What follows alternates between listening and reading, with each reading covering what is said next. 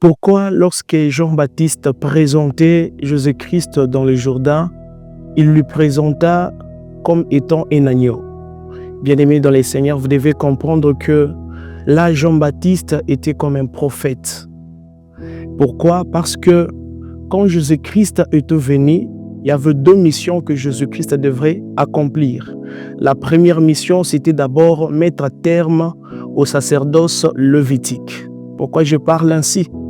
Parce que vous savez comme moi que le sacerdoce lévitique consistait à amener l'animal pour immoler lorsqu'une personne a péché.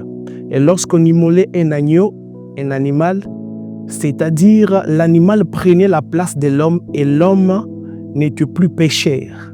Cette action ou cet acte de faire était en train de couvrir le péché de l'homme.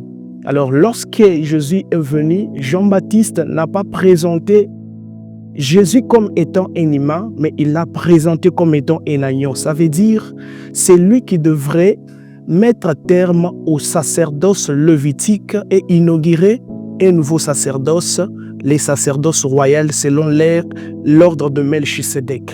Pourquoi je parle comme ça?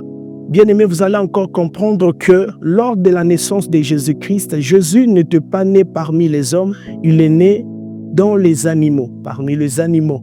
Comme autant pour dire, il était venu avec une mission de pouvoir prendre la place qui était réservée aux animaux pour porter leur châtiment. Je m'en vais comprendre qu'il pouvait leur dire, à mon arrivée, finis votre souffrance, vous ne serez plus condamné à être immolé pour être le substitut du péché de l'homme. Alors, à ce que lorsqu'il est arrivé, du coup, il a mis terme au sacerdoce qui consistait à immoler les animaux à la place du péché de l'homme. C'est ça la première chose. Deuxièmement, quand Jésus-Christ est venu, il était pour ôter le péché de l'humanité et non pas pour couvrir le péché de l'humanité.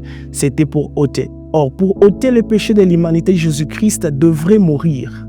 Parce qu'on ne peut pas ôter le péché sans passer par la mort. C'est pourquoi Jean déclare dans les livres de l'Apocalypse, il dit ceci. Dans une vision, lorsqu'il était dans l'île de Patmos, il était en train de pleurer et il y avait personne qui pouvait prendre les livres et d'en rompre les sceaux. C'est alors qu'il a entendu une voix d'un vieillard qui lui dit « Jean, ne pleure pas, regarde l'agneau immolé. Voici les lions de la tribu de Juda, lui qui est digne de prendre les livres et d'en rompre les sceaux. » Or, pour prendre les livres et rompre les sceaux, il faudrait passer par la mort. C'est pourquoi quand Jésus est venu, il y avait deux grandes missions qu'il devrait faire. Mettre terme au sacerdoce lévitique, c'est pourquoi il était venu dans la nature d'un animal. Pour que le substitut ne soit plus les animaux, mais que lui-même soit le substitut du péché de l'homme. Et deuxièmement, il a ôté le péché de l'humanité. Là, nous allons vite vers la croix de Golgotha.